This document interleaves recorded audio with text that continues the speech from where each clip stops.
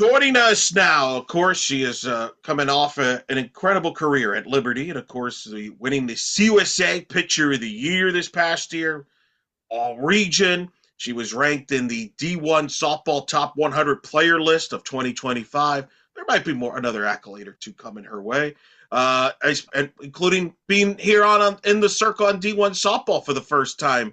Elena Escobar joining us here on In the Circle on D1 Softball, powered by 643. How you doing? Good. Thank you for having me. Well, let's talk about that this past year, historic year for the program, historic year for you. Now that it's been a little time since your season ended and career ended, have you had a chance to reflect on it? I definitely have, and I've definitely gone back and watched the regional because I feel like it was just so surreal and so hard to be present when you're like playing at Texas A&M, especially in that environment, and just going back and like seeing how we won and went to supers for the first time. It was just even now I still have a hard time processing it, but it was just so much fun. Describe that. I mean, you mentioned that region. I mean, it was one of the more incredible softball events I think in the postseason history. You against Texas A&M and College Station there. Those three games were incredible. What was it like to be a part of that in the middle of it? It was just so amazing. Like the energy was unmatched and being so blessed to beat the number one seed and just we were just crazy. The emotions were insane. Like normally we're a pretty like steady team whenever we're playing regular season and we're not very emotional. And it was just I know I was emotional during every game and a lot of other people were too. So it was just such a fun experience. It was such a back and forth. You beat them in that winners bracket game. Yeah. You jumped on them early in the second, in that Sunday game in Game 6. That's when I think a lot of the country's like, "Whoa, this could happen. They might actually knock them off." They make a run, come back.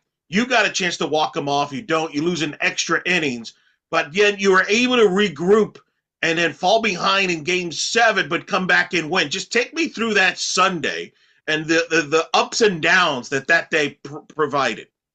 Yeah, so we were actually in the Georgia Regional in 2024, and something really similar happened. We had taken the game one, and then game two on Sunday, we lost, and but we fell behind early. And then the next game, we came back, and it was like a close game. So I feel like that series really prepared us for the A&M series because we knew we had taken game one, but we remembered last year, where the year prior, where it was like okay, we took game one, but we lost the second game by a lot. So we need to come out and jump on them early first. And that was like the mindset our hitters had going into that game two against Texas A&M. The issue I think was more of the pitching and like myself. I had an Achilles injury that had been like fighting all season, and I had been in a boot for like 4 months. Um, yeah, so I was in a lot of pain. So especially that morning, so I was just not my best self, and you know you can't be not your best self when you're playing the number one ranked team in the country. So thankfully our hitters like really picked us up that game and kept the momentum going. And so did the other pitchers that came into the game after me. They all did a really great job because like if we don't keep fighting and stay with A&M that game, I don't think it would have given us the opportunity to win the second game because we had to stay up emotionally and like keep fighting, especially during in between games after a loss like that. Everyone is feeling really defeated, but people like Roop and Crane, like our leaders of the team, they did a really good job of picking the team back up and getting us prepared to play that second game. Wow, there's a lot to cover there. Yeah, I didn't. it I was didn't know. a long regional. It was a long regional. Well, not only that, I didn't realize you weren't healthy 100%. I didn't. You No, I all hadn't been year? all season, all year. I was at the beginning of the year. I have a permanent wrist injury where my tendon is subluxed in my wrist, so it's like pops in and out of place. So in late January, I was out right before we went to Clearwater. I was out for about 2 weeks, and I didn't pitch. So I was. That's why I my speed was really down this season because I was just in a lot of pain with that, and then about I think it was like March, I got in a really bad Achilles heel tendonitis and I was in a boot for the whole season. I just got out of it like I think like 2.5 weeks ago. Oh wow. Yeah. Well, that explains some things because I called your game against UCF in Orlando, which I want to say was before Clearwater, and Yeah. I think you pitched, but I could tell you were all like you didn't have a long outing, like you were some Yeah. like I could sense something was off. Yeah. And I and had I been out. Yeah. okay, so that's what okay, wow, that's kind of that's kind of wow. Well, you did pretty well for yourself. 25 wins, CUSA Pitcher of the Year. So you figured it out. Yeah, I did. It took a minute, but I got there. So take that game 7. Rachel Roop, first, I mean, has to be brought up. I mean, what a stud player. Just describe having her as a teammate and the impact she's had in this program and obviously on you. Obviously, she's had like an insane impact on this program. Like she's one of the best players to ever play it, if not the best player to play at Liberty.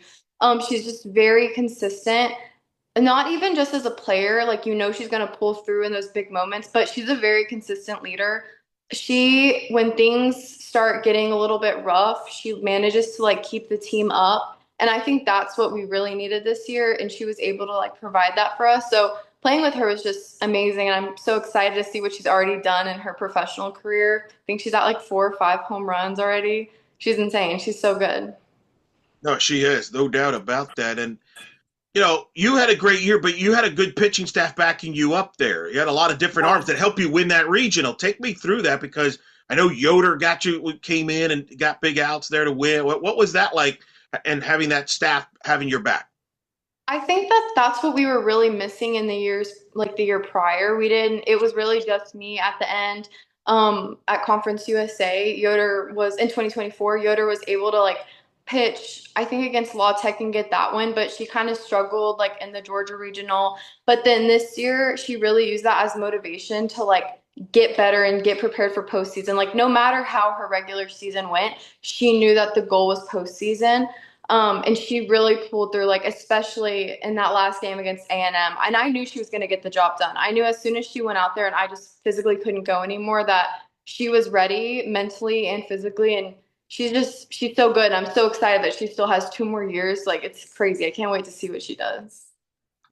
Describe the moment where you get the final out and you knocked out A&M and you break through because that was the big thing, right? With coach Yeah. talking to Coach Richardson about been so close, and obviously the Athens, was a painful loss, literally Yeah. down to the last strike, as you know. To overcome that and break through, what was that moment like once that became reality? It was like a dream had come true. I literally thought I was gonna pass out. Because I just couldn't believe that we had actually done it. It had been such a long couple of weeks. Like we had just played so many games, I felt like, especially, going into that game too with A&M, we were all just so exhausted. Like it was just like a huge feeling of relief, not only for like us as a team and not even like a relief but like a confirmation that we were as good as we thought we were. So it was just relief. Like I think we were all just so excited and it was just so surreal. Like surreal is the only word I think that describes that whole weekend. Where did the belief come from? um I would definitely say our coaches and each other, but also God. Like God is the only person that knows what's going to happen in our future, and I think that we all knew that he was faithful to us and that we really took time to like praise him before every game, no matter if we were facing A&M or if we were facing you know one of the worst teams in our conference statistically. Like we always made sure to praise him and just like know that he's faithful to us. So I think that that was where a lot of the belief that like we knew we were gonna get it done because we had just taken time to praise God. I want to ask about you. I mean, you mentioned the Athens regional. It was a gut wrenching regional loss. How were you personally able to overcome that and even be better than you were prior to that Athens? Because I mean, I think you would agree your best softball was ahead of you still. When it could have been easy for you saying, "Man, that just wasn't meant to be." It just that really hurt a lot. I can't overcome. You were able to overcome all of that. How? Um, Honestly, it took me a few weeks to really get over that loss because I'm a person that gets in, I overthink a lot. And I I'm a very like I need success to be able to think that I'm good like myself. So whenever I wasn't able to get the job done, like I very felt like it was like I took it very personally. I was like, this loss is my fault. Like we were 1 out away from winning and I was the one with the ball. Like this is my fault. So it took me a really long time to get over that, but my dad is like very involved in my softball. And so we went back and we watched the Georgia games. I think I've watched them like maybe 20 or 30 times since that game, just so like I could go back and really break down what happened that game and where things went wrong. And I took that and I worked with the coaches, Coach Fagan and Coach Kirby. They're amazing. And we really focused on what I did could have done better in the Georgia games, and we used them in all my bullpens this year. Like it was very much spots, locations, changing speeds, just learning how to attack batters and get more strikeouts early in the game. So it was honestly just going back and watching my failures to that helped me prepare for this year. What was the biggest lesson you learned? Because obviously you learned what you took it to heart. Because you, like I said, you had maybe the greatest season any Liberty pitcher's ever had. It's one of the greatest seasons any pitcher's had. You win the CUSA Pitcher of the Year award. I Yeah. mean, just take me through all that because that's a lot of boxes you checked. I think the biggest lesson that I've learned is that you have to play with freedom. And I think Dot really pushes that on us is playing with freedom. And I think that that's what I've missed my whole career.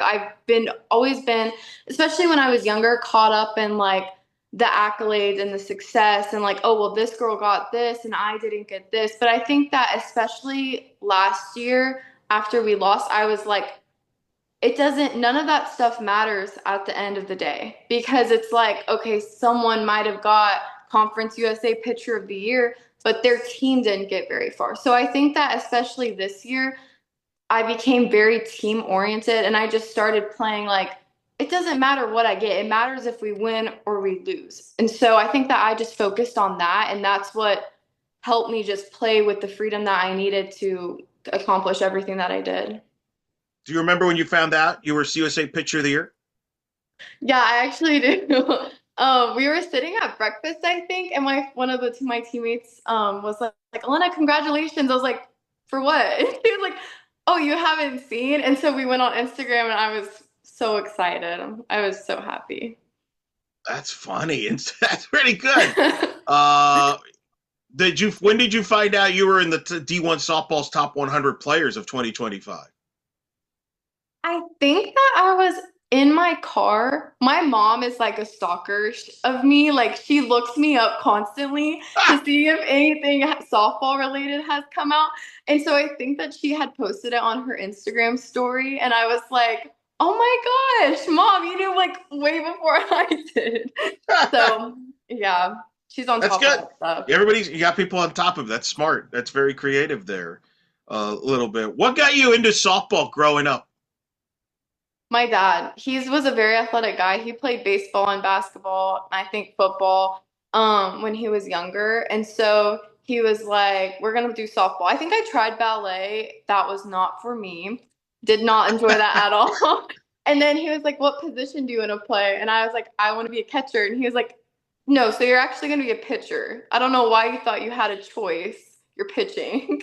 And so I was like, okay, I guess I'm gonna be a pitcher. And from then I just fell in love with it. Like I love I don't love being the center of attention, but I love being the center of attention when I have that ball in my hand. Yeah, it's worked out pretty well for you. Yeah. You started out your career, I believe, at North Alabama, then came over to Mhm. Liberty. I only remember that because I remember having Dot Richardson on the podcast, one of those before that season, and she's like, "Remember this name?" You know how Dot is. Yeah. Remember that name, Elena Escobar. You know, it's very dramatic. I can't do it. I'm doing a lousy job, but you know, they get the gist of there. Take me through that. How did you end up at Liberty? So UNA, we actually had an amazing team the 2023 season, and we went to the conference tournament, the ASIN conference tournament, and we actually played Liberty. And I think I pitched 6 innings of that game, and I gave up 1 run, and it was a home run. I think it was. I think it was actually to Roop. I think Roop hit a home run off me, and that was the only run I gave up. And then I came out of the game, and we ended up winning that game 3-1. And Dot says a lot that she just saw this like competitiveness in me that she really wanted. And I was looking for something different after that experience. So I went to the portal and reached out to them, and I came on my visit. And I was just, as soon as I stepped on campus, I was like, I have to be here. And I ended up committing on my visit. It was just, I just fell in love. I fell in love with Liberty. Because what I remember, the first time I remember hearing about you was, I think, was it that year where North Alabama made a run to the ASUN championship game? Yeah, we did. And I think you may have even eliminated Liberty or beaten them in that tournament in Yeah, DeLand. we beat them and we put them in the losers bracket, and then they lost to Central Arkansas. Right. And then Yeah. Central Arkansas beat you twice to Yeah. win the championship late Saturday night. But I remember following, you were a big part of that because you helped them in that run. Yeah. How important was that run from a confidence standpoint to know, hey, I not only I could succeed at this level, and then you would decide you wanted something different, but you were confident in yourself that, hey, I'm going to be successful wherever.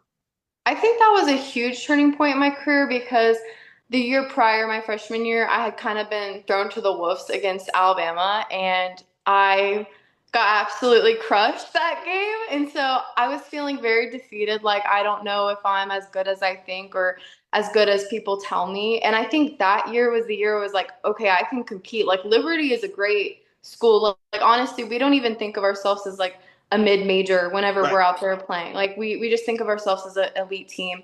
And I think whenever I was at North Alabama and I beat them and we beat them, I was like, I can play at this level. Like I'm good to play at any level as long as I keep working hard. So I think that was exactly what you said. That was the confidence boost that I needed to be like, okay, it's time to look somewhere else that can help develop me as a pitcher and help me accomplish everything that I want to. No doubt. How was that adjustment going from, because when you were at North Alabama, you're an underdog school, right? Like Hmm. you probably like, whoa, we beat Liberty. That's a big. Then you Yeah. come to Liberty where you're the team that people are chasing in the conference. You're the target where now people are circling you. What was that adjustment like? It was definitely hard. The practices were more intense. The lifting was more intense. The conditioning was more intense. Everything we did was done with a purpose, which was not what I was used to. The classes were harder. I was adjusting to a new place while also trying to adjust to nursing school.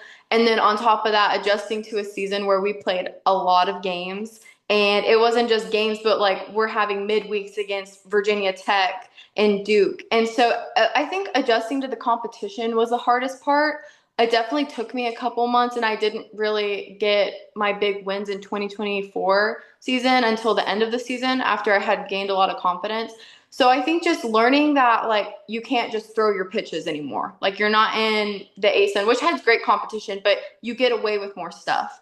Whereas now you're playing SEC schools where it's like you have to be more intentional with your pitching. So I think that was like the biggest adjustment that I made was spotting the ball better, like learning how to read batters, um, and learn how to not just pitch to them but compete with them.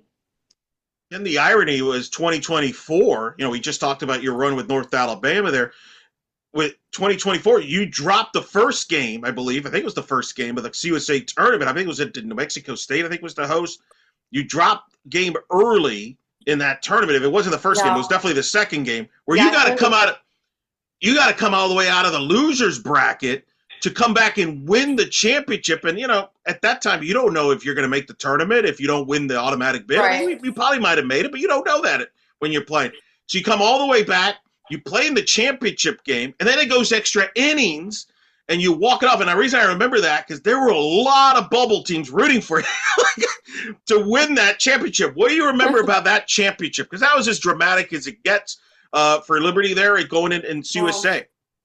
Honestly, I don't remember a lot from that tournament. It was hot and we played so many games. It was like a blur. Like my dad actually was like a couple months ago, he's like, "Do you remember a lot about conference tournament last year?" And I was like, "I honestly don't. Like I just remember that last game against WKU." He's like, "Dude, you got to go back and watch the games. Like we barely won these games." Like It's it's true. He's insane. right. And I I can was like, confirm. Yeah. Yeah, he was telling me about the UTEP game. I was like, I don't even remember that. Like, I don't think I started that game, but I think I came in and it was like a home run derby, just like back and forth. Right, And because that park, with the altitude, right? Like it was yeah, very very hitters friendly. yeah. Uh, but Maybe that that's why you was, don't want to remember it. Maybe that's why it's all. I'm honestly glad I don't remember it. I know Yeah. that was not my best performance. So, I mean, it was fun. I remember the WKU game, and that game was insane. That was such a fun game. And again, even this year, you dropped the game and had Yeah. to come back to get to that championship game, but then you put it on a different level. And I remember I had Yeah. Rachel Roop on the pod a few weeks before that, and she mentioned that it's like taking it to that next level. Did you sense that? Was that in a way? Did that conference tournament help you set you up for the regionals because you did face some adversity in that tournament? It definitely did because I think like we get too comfortable when we win a lot and we felt overconfident going into that conference tournament. So I think that losing made us realize like we have to bring our intensity every game. We have to want it more. Like you have to want it more to win. Anyone can be anyone on any given day, which is what makes softball so amazing and so exciting. But that's also a reality. Like we have to bring it. And I think that's what we realized, like, especially playing Marist in the regional, like, we didn't really know a lot about them. We knew they had like amazing hitters, but we didn't know to the extent. Sure. And they had some amazing hitters. So I think that the conference tournament really helped us for with that Marist game because we knew we were going to have to come out and score and play intentionally. Oh, that's a great point. Yeah, with Maya McDonald and so they hit the ball really well. Yeah, they did. No doubt, that's a good call on that part. Who was a player that took you under your wing when you got to Liberty? Um, I would say my roommate, Savannah Woodard. The pitching staff was very young and we Yeah, didn't really have a connection. Like we did, but at the same time we didn't because we had two freshmen, we had one returner and then another transfer and then myself. So it was very like separated. It took us a long time to come together. But my roommate, she's always been someone that I can talk to. Savannah is just like she's not only an amazing player, she's just an amazing, kind person. And she's just always given me advice and like insight and really just like picked me up when I'm feeling down, like after losses. And she really helped me adjust to Liberty. And she's just the kindest friend that I have. She's so sweet. so then conversely, then like this past year, who some players do you kind of like grab them and like, hey, this is how this kind of just to help you out here because I've been in your shoes. Here's how this works because I know that's been a big part in talking to Yeah. Coach Richardson that her leadership players pass that along to the next leadership right next Yeah. year to keep her going.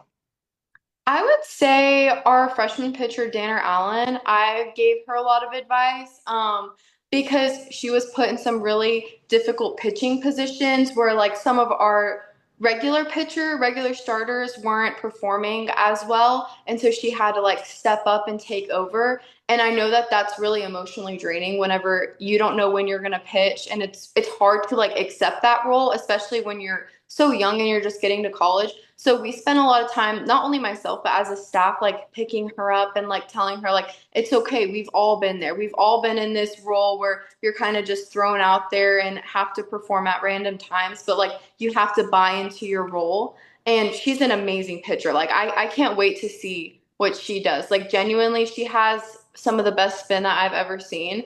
And I think that she's going to get a lot more opportunities this next year because she performed so well this past year. So I'm really excited for her.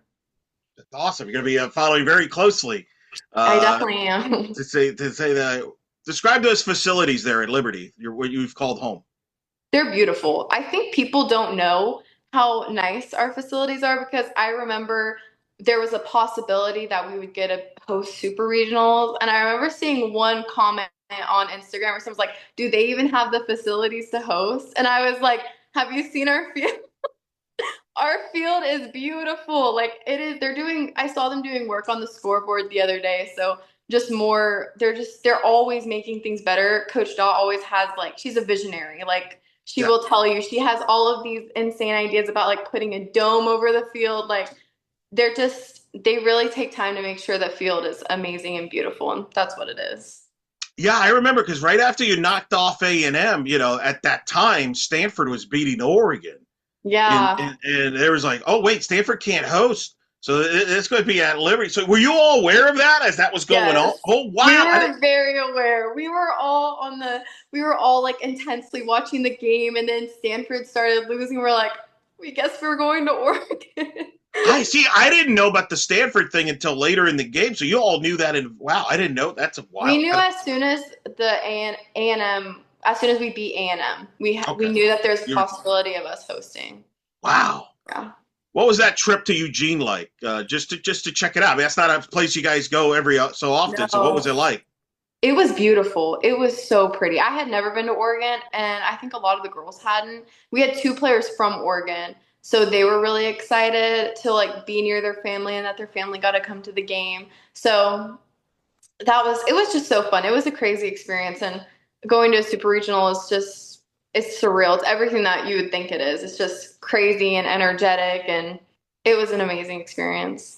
Was Dorr like the tour lead? Like led the tour of it because obviously she played in that state. And, Yeah. okay. I bet. I Her figured. parents hosted us for dinner one night. It was Okay. so nice. They were very nice people.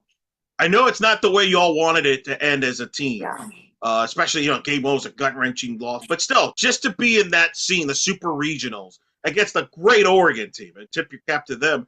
It Yeah. wasn't like you lost to, pretty, what was that experience like that you'll remember? And that you hope that the returners that were there, because now they have, kind of like you all were part of that group that broke through to get past the regional. Now the future players from the Flames, they're like, all right, how do we break through and get to the World Series? Now that'll be their narrative, having gone through this experience. Yeah, obviously it was an awful loss, but I think that a lot for like especially the seniors, I think it we lost in a way where it's like we left everything on the field. Like I know the score probably didn't show that, but we were so exhausted mentally and physically that I don't think any of us had anything left to give. So we genuinely, I know especially myself, we left I was in so much pain that day. Like we left everything out there that we had. But I think that this is like a huge turning point for Liberty's program and I'm so excited to see what they do for it. Like it just shows that they have the tools needed to go far in tournaments. And I have no doubt that in the next few years they'll be in the College World Series. No doubt. Were you just as impressed as I was, and a lot of people were, of Dot Richardson's ability to pick up, pick the Oregon stolen bases there and challenge those reviews and get the Luchars out, which created a lot of conversation there, Yeah. especially the one in the first inning at third base where people are like, "What? Like, what was that like from your point of view?" Yeah, so one of the girls on the team actually picked it up. One of our Ooh, runners, she had because we all have jobs in the dugout to do certain things, and hers was to watch if she was leaving early. And she saw that she wasn't leaving early, but she was like picking up her foot and to get momentum and then going. So she told Coach Dot, and then Coach Dot was like, "Wait, one of the girls, one of the freshmen had been doing this also that they had to take time to fix." So Dot was like, "You're probably right. Like I'm going to challenge it." So it was an insane pick. I don't know how Lily Hydorn's the girl that picked it. I don't know how she saw it because it's such a split second that you have, and you're doing it live. And then for Coach Dot to like trust what she saw and actually challenge it, it was so cool to watch. great eyes, yeah, eyesight. She should be a spotter if she wants to get a gig outside of softball. It's spot. You know? That's one of the broadcasters help right broadcasters spot that stuff. That's pretty darn good there. Impressive. Who did you have favorite athletes growing up? Yeah, I was a huge Alabama fan and Florida fan. So my favorite pitchers were Jackie Trina and Hannah Rogers. Hannah Rogers pitched for Florida. Um, I loved both their presence on the mound, and I feel like I just like really loved Jackie Trina's story. And Sure. I liked Patrick Murphy for a really long time, and like I would go to a lot of camps and stuff. So I was very obsessed with Jackie Trina. Oh wow, did not Yeah. know that. Was it Yeah. bittersweet then? I mean, you played them at Clearwater and beat them, but obviously you weren't healthy. Yeah, I was really happy to beat them because my freshman year I pitched against them and I did Right. terrible. I did terrible. So it was a very full circle moment for me where it's like, wow, this is just such a blessing. Like I can't believe I went from giving up 6 runs in an inning and a half to like beating them. It was an amazing moment. Full circle moment. That's what I meant. Full Yes. circle. My Yes. vocabulary was off there. Full circle moment. That's what it. That's a very much more proper term. You're right. That was big because that was a big headliner. All right, tell the audience, fans, and the audience now. What are you up to now, post since the season ended, and what's your goals here moving forward? Yeah, I'm staying in Lynchburg at Liberty. I'm giving lessons there, pitching lessons, and I'm finishing up nursing school. I have a year and a half because of me transferring. It pushed me back a whole year because their nursing program here is 3 years instead of two, like at my old school. And then I wasn't able to take one of my classes, my med surg class in the spring because of clinicals. So I pushed that off to this next fall. So I'll be finishing up my third semester of junior year in the fall, and then I'll be going to my senior year. And yeah, I don't know where I'm going after that. I don't know if softball is in my future. I'd like to coach, and I've had some offers to play internationally, but I still can't pitch because of my Achilles. It's just too painful. So we'll see in the next couple months what happens with that. Right now, you're just trying to get yourself healthy and take care of Yeah. school business and lessons. Where can people find information about your lessons? On Dot's website, Coach Dot has a website. And all my information will be on Okay. there probably in the next like week. I have to set that up. Yeah. All right, so be on the lookout for it. Be on the lookout Yes. for it. Listen, you're in a good place though to be doing lessons. I mean, I've talked to many coaches. I mean, that region in Virginia, there's a lot of young talent there. Have you? I don't know if you've been able to pick up on that. I mean, I've talked to all the Yes. coaches in the state. That is a rich state for softball. They're very competitive. Like I Yes. have some girls that I'm giving lessons to right now, and they're just like, I want to get better. I want to be the best pitcher I can be. And which is really refreshing because I feel like, especially from like 10 and 12-year olds, you don't really hear that. You're like, I don't really want to be at practice today. I don't, but they're like, I want to do everything I can to get better, which is, it's so beautiful to hear. I love that for our sport. Couple last things before I let you go. You're like I said, you were mentioned in the D1 softball top 100 player list, best players of 2025. By there'll be another rankings that will come out soon that I cannot say that you'll be probably highlighted in that. You've been a part of the, you're among the best pitchers of 2025. When people bring you up, all right, when people bring you up, let's say you come to a Liberty alumni event in a couple of few years from now, and your name comes up. What do you want people to say about you? I want people to say that I was very competitive and I would say humble, honestly.